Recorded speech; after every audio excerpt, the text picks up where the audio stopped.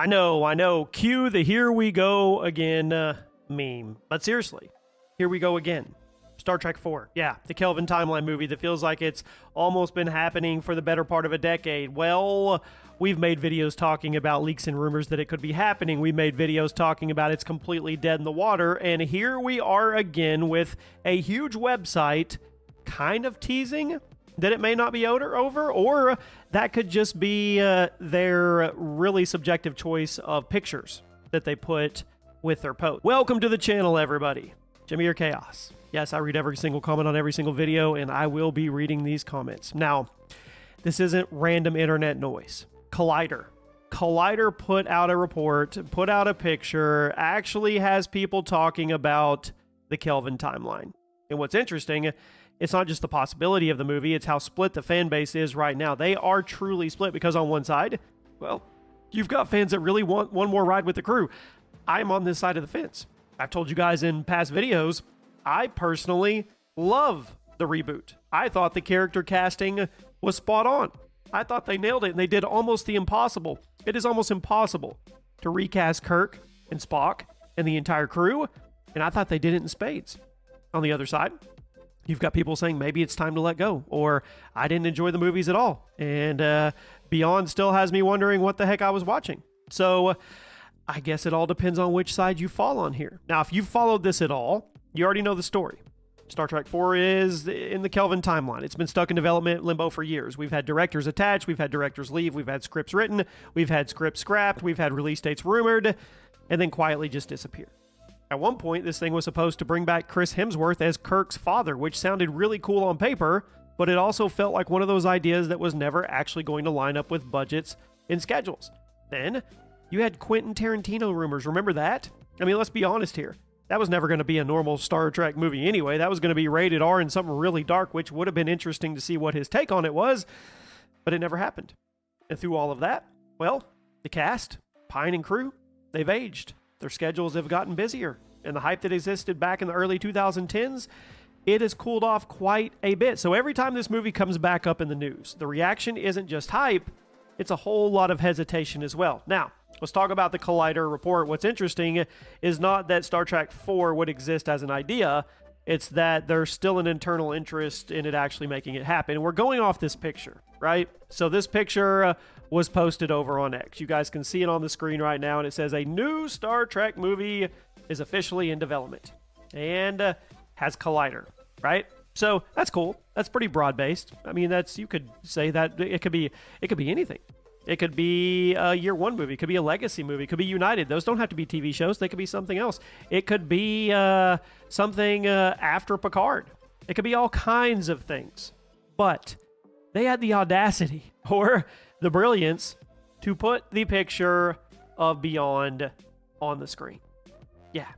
A new Trek movie is in development. And you've got the Kelvin timeline crew here. Now, I don't know if this was intentional. I don't know if they're trying to insinuate that a new Trek movie means Trek 4 in the Kelvin timeline, or if it's rage bait or clickbait, or they're dangling a carrot and they just want views and clicks. I don't know. But it's all connected there. So the first thing people instantly think is, oh, we're getting a new Trek movie. That's a good leak. It's in development. Yay, maybe we'll get something official. And they're using the art from the Kelvin timeline, so maybe they're trying to wink, wink, nod at us that it's Star Trek 4. Now, you tell me. I mean, it tells you that the studio maybe sees value in this version of Star Trek, even after Beyond underperformed compared to expectations. Even after all the delays, there's something there maybe they don't want to walk away from. And from a business standpoint, it makes sense to me. You already have a recognizable cast. You have a built-in audience and a version of Trek that's more accessible to general audiences than some of the newer shows. But here's the problem, because just because you can make it doesn't mean you should make it, I guess, right? So let's start with the pro side here, because this is where the emotional pull comes in. There's a group of fans that genuinely love this crew, myself included. Chris Pine, Zachary Quinto, Carl Urban. There is a chemistry there that works. If you say there's not, I'm not really sure what you're watching, because there is. It's a different take on the characters, yes, but it did find its own identity. And for a lot of people, Star Trek Beyond felt like the first time the reboot really clicked into what it was supposed to be. It leaned more into exploration, crew dynamics, and actual Star Trek theme instead of just being an action movie. So from that perspective, I think the argument's simple. Why stop now? Why not give them one more movie, wrap things up properly, let this version of Trek actually have a real ending instead of just fading out into obscurity? And honestly, I think that's a really fair take because right now, it feels unfinished. And we're also in the dark ages of Trek. There is no official project happening right now. But then you have the other side of the coin. And this is where, I guess you could say, it gets interesting. There's a lot of fans out there that feel like the moment has passed. Not in a dramatic way, just realistically. The momentum isn't there like it used to be. I'll agree with that. The theatrical landscape has completely changed. I'll agree with that. Star Trek itself has shifted more towards streaming with shows like Strange New Worlds and Discovery. And for some people, the Kelvin timeline always felt like the alternate version anyway, not the core of what Trek was supposed to be. There's also the concern that bringing it back now could feel very forced, like the studio is trying to revive something instead of building something new. But we've also seen the studio try to build something new. That didn't really work. And I know there is a lot of opinions in my comments on Alex Kurtzman every time we make a video. I'll just let you guys have your way with that. Now, we've seen how it goes in Hollywood. Sometimes bringing something back years later doesn't hit. It just reminds people why it ended in the first place. But every once in a while, it does hit. So this is what it comes down to me. It's not just should Star Trek 4 happen, it's what does Trek actually need right now? Because if you look at the franchise as a whole, it's not necessarily, well, I take that back. It is struggling. I mean, I don't know. I guess if you're talking about content that's got out, I don't know. It's a mixed bag. Strange New Worlds is great. I love it. But then Academy, of course, we don't really talk about it. Picard, season 3 was amazing. I don't know which way to go with this. You guys let me know. Do you think we're struggling or not? We are. Okay, so do you bring back the Kelvin timeline, try and reestablish a theatrical presence? We are definitely struggling in the theatrical theater side of things. We don't have anything. Or do you double down on what you've had and you continue to try to do your streaming and you try to build something brand new for the big screen? That's where we're at.